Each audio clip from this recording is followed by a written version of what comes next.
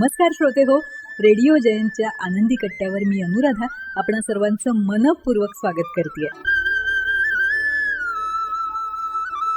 श्रोते हो, आपण नेहमी ऐकतो म्हणतो ना, कर्मा रिटर्न्स.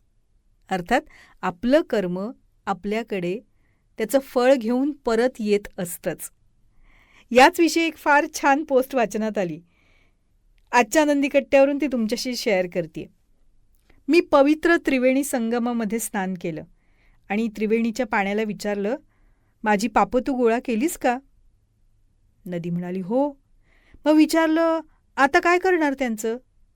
त्यावेळेस त्रिवेणी हसत म्हणाली, मी वेडी आहे का ती माझ्याकडे ठेवायला? ती मी समुद्रात जमा करणार.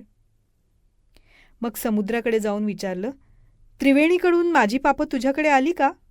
समुद्र म्हणाला, हो. मी विचारलं, आता काय करणार तू त्याचं? तर समुद्र हसून म्हणाला, मी वेडा आहे का ती माझ्याकडे ठेवायला? मी ती ढगांकडे सोपवीन.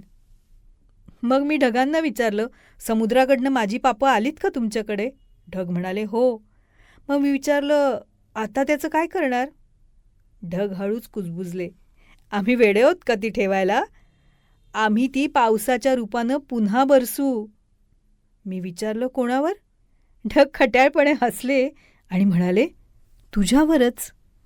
या क्षणी एक गूढ जाणीव होते. आपण कुठेही गेलो तरी कर्म आपला पाठलाग करतंच. विश्व आपल्याला सतत स्मरण करून देत असतं की चांगलं करा, चांगलं वागा, चांगलं बोला, चांगलं जगा. कारण आपल्या कृतींचं फळ शेवटी आपल्याकडेच परत येत असतं. हेच कर्माचं सार आहे. हा होता आनंदी कट्ट्यावरचा आजचा सुंदर विचार. तुम्हाला तो कसा वाटला याविषयीची तुमची कमेंट बॉक्समध्ये नक्की लिहा. आणि त्याचबरोबर रेडिओ जयंतचे दर्जेदार कार्यक्रम ऐकण्यासाठी रेडिओ जयंत लाईक करा, शेअर करा आणि सबस्क्राईब करा.